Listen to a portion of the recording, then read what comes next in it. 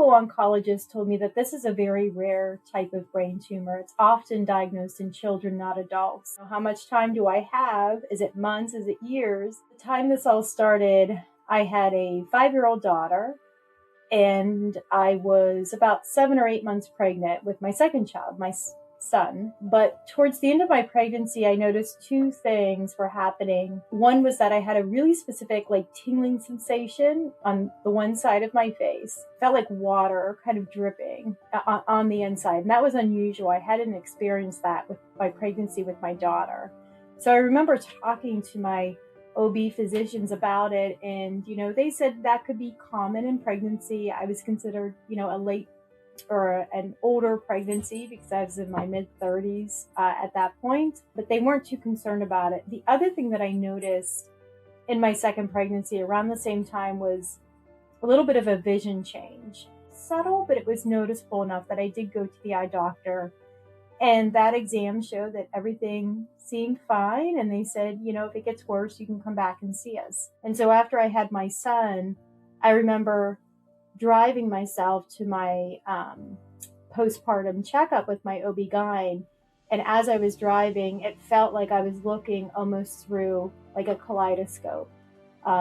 It was very strange and concerning.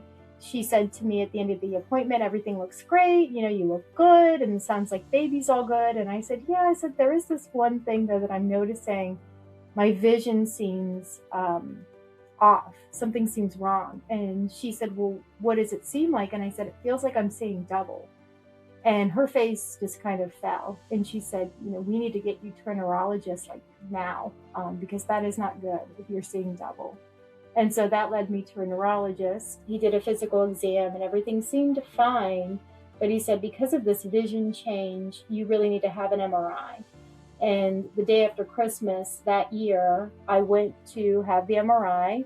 I was really thinking that this is nothing, this is maybe something from pregnancy left over, some weird hormone stuff.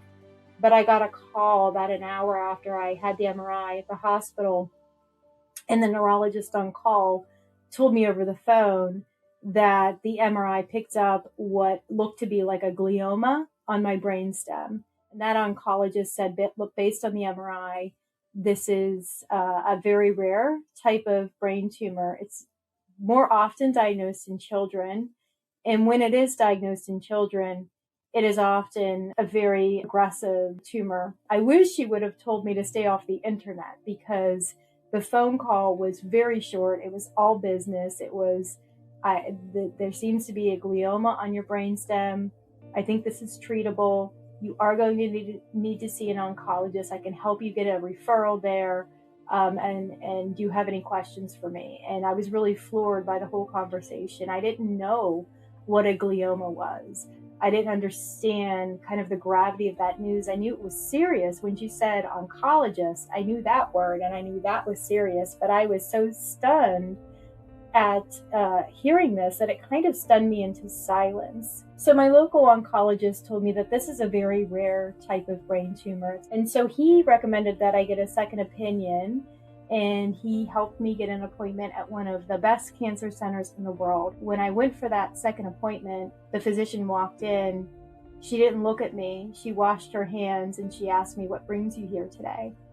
And I was kind of confused at the question, because my neurosurgeon made it sound like he had had a whole conversation with her about my case. And that visit was it felt very cold. It felt very sterile. It actually felt kind of rushed. There was not a clinical trial at the time that I would be eligible for. So really my best shot at this was to go home and get my treatment. And I asked the physician, what do you think my prognosis is? And I remember her kind of biting her lip. Not good. I tried very hard not to focus on the worst possible outcome for myself. So I was really hoping that she would tell me, that, oh, actually, it's hard to predict your outcome, or we just don't know enough about this tumor type, or it's so rare altogether, and it's even more rare for adults that it's difficult for us to say. My next question to her was, well, when? How much time do I have? Is it months? Is it years? And she said, well, It's hard to say. You might have 5 years with treatment. And so for me as the patient, when you start putting timelines on things and you start thinking about milestone moments, in my mind, I was thinking, okay, in 10 years, my daughter won't even be in high school. I won't get to see her graduate, let alone get to high school. My son, who is a newborn, he will be, like finishing up elementary school. So you start going through these milestone moments that you may not get to see. And I have to say that in that moment, when I heard that this was terminal and it likely would only be 5 years for me, the best way I could describe that feeling was it felt like I had just been robbed blind. And I felt really defeated.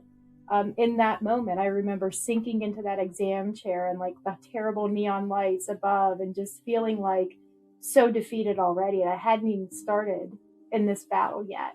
I somehow got myself together, came home, and really just had a shift in my attitude that I'm not going to go by what that physician told me. That's one physician. I'm one person.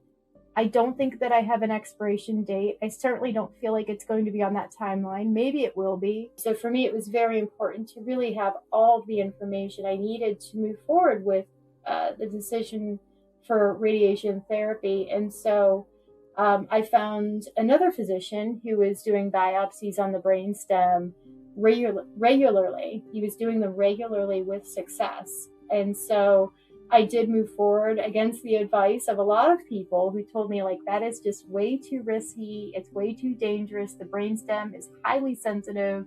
We really don't advise that you have the biopsy. But I really just felt personally that I needed that information. And so I did have a brainstem biopsy done.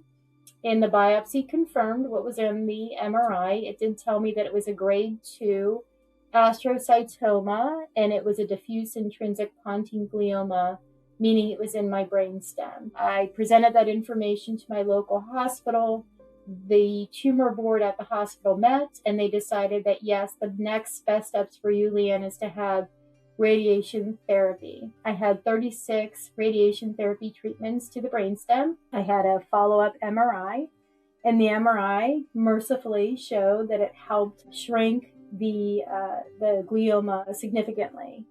And then from there, I was placed in observation mode, which meant that I would have to go every 6 months to have an MRI to see if there was any change in the tumor.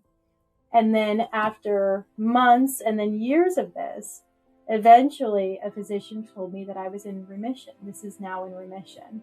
And so now I have an MRI every 2 years to monitor the glioma. That period of remission was actually when I struggled the most. And I did not expect that. People think that the hardest part of the battle is getting through treatment, and that is a very significantly difficult part in the cancer journey. But for me, I wasn't expecting to struggle as much as I did in remission. When you think of the word remission, you often think of celebration and, it's all behind you. But I realized quickly that it was never going to be behind me. It was now a forever thing in my life. And it was really hard for me, at least, to navigate kind of reassimilating back into my old life, knowing that it would never be the same as it was before this, and learning to live with having this every day, and managing all of the anxiety and the fear that you carry as a cancer survivor. In remission, I still felt very bitter, and I was asking myself a lot the question of, why did this happen to me? Why did I have to go through this as a young mom with 2 children at home? Why me? And I started asking the question differently. Rather than asking, why did this have to happen to me? I started asking, why did this thing happen to me? With the emphasis on this. What was this meant to show me that my everyday living wasn't teaching me? And when I started really thinking about that question, that changed my outlook completely. I started realizing that one thing that cancer will do for you, for sure, is it will slow you down. It will command your attention like nothing else can in your life, because you're fighting for your life. And so when I look back now at that period, I realized that I did things that I probably would never take the time to do, but I did them because I was really trying to stay present and trying to ground myself in the blessings of my life.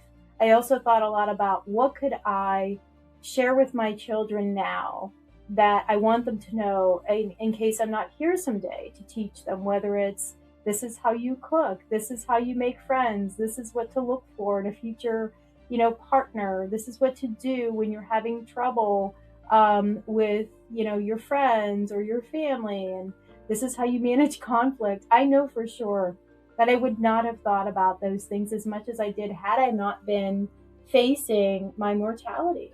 Cancer did make me become a much more compassionate individual. I already kind of considered myself to be an empathetic person, but it changed entirely for me. And now I feel like I'm someone who lives with this invisible scar. To meet me, you probably would have no idea that I had a brainstem biopsy, that I went through radiation to my brainstem, that I'm a brain tumor survivor. But one of the lingering symptoms for me is that I do still struggle with my vision. I have gone now through 2 rounds of vision therapy. It's gotten better, but it's one of those symptoms that will just never really change for me. It might get a little better, but it will never be back to where it was.